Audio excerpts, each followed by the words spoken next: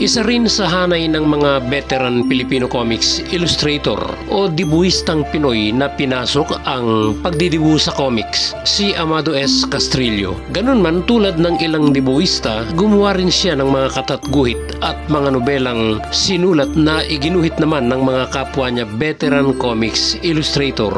Kung pagbabalikang tanaw ang kanyang mga ginawa at naging contribution sa old Philippine comics, nagsimula ito noon pang dekada 50. Nagdibuho siya sa G. Miranda and Sons publication at dito niya naiguhit ang kwentong Dardanella na sinulat ni Ricardo S. Aquino sa Lagim Comics. Iginuhit din niya ang nobelang Graciela ni Ted Tenorio na lumabas sa Sampaguita Comics noong 1957. Sa Champion Comics ng Alding publication niya, kinata at iginuhit ang kanyang Ulalo alias Kamote. Naging contributor din si Amado Castrillo sa Ace Publication kung saan sa Kengkoy Comics niya iginuhit ang nobelang Encantada Moderna na sinulat ni Larry de Mesa noong 1959. Sa Kengkoy Comics din nalathala ang kanyang katatguhit na Cobra na lumabas noong early 60s. Ganun din ang Olympia.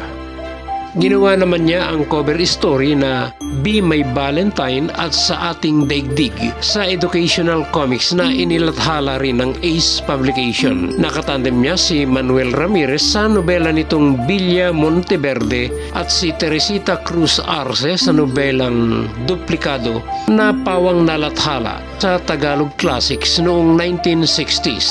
Iguhit din niya ang nobelang Materiales Fuertes na sinulat ni Agustin de la Cruz at ang kwentong Darating na ang Lolo ni Amado C. Reyes sa Filipino Comics. Nang magsara ang Ace Publication, isa si Amado Castrillo sa nakasama ng grupo ni Nestor Redondo, Tony Carabana, Alfredo P. Alcala at Jim Fernandez na nagtatag ng Crap Publication noong 1963 kung saan inilathala nila ang mga comics na Redondo, Alcala Fight Comics, Carabana Classics, Amado Lovers Comics, Crap Classics at Magic Comics. Sa mga comics na ito lumabas at nalathala ang karamihan sa mga obrang iginuhit at sinulat ni Amado S. Castrillo. Ilan sa mga nobelang sinulat niya, katandem si Alfredo P. Alcala ay ang Magic Bilao, Walis ni Tengteng, Anting-Anting ni Dading, Secret Agent o Onggoy, Mr. Pogi Dengoli, Big Vigilante, Angkwan at iba pa. Nakatandem naman niya si Buddy Gernale sa nobela niyang Bibi Kumag at Goya the Flying Carabao. Si Carlos Baldorado ay nakatrabaho niya sa dalawang uri ng daigdig. Si Alex Nino ay sa Maligno.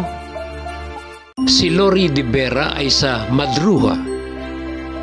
Si Hal Santiago ay sa nobelang Dulce Vendetta. Si Tony Carabana ay nakatandem niya sa nobelang Trouble Shooter. Si Rudy Nebres ay nakatandem niya sa seryeng Team Song at iba pa.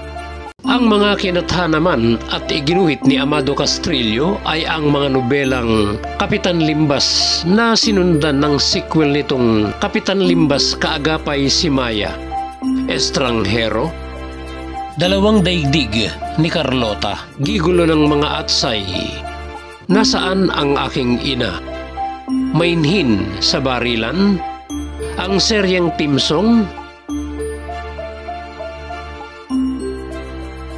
Combogel, The Magnificent Bakya, Apyong Ahente, Baryo Kangkungan, Si Kuntil at Si Butil. Ang isa sa huling nakita kong ginawa niya sa local comics ay ang kanyang katatguhit na Little Pedro at ang Magic Bilao na nalathala sa Pioneer Comics ng Graphic Art Service noong 1976. Noong 1978-77, nagkaroon din ng tsansang makagawa sa mga comics abroad si Amado Castrillo kung saan mas nakilala siya dito bilang Dino Mads Castrillo as penciler or inker. Karamihan sa mga obra niyang ginawa ay sa Marvel Comics sa kanilang comics adaptation ng mga classic novels gaya ng Treasure Islands, The Count of Monte Cristo, Frankenstein, Master of the World, Moonstone, The Invisible Man at iba pa. Nagdibuho rin si Amado Castrillo sa Planet of the Apes.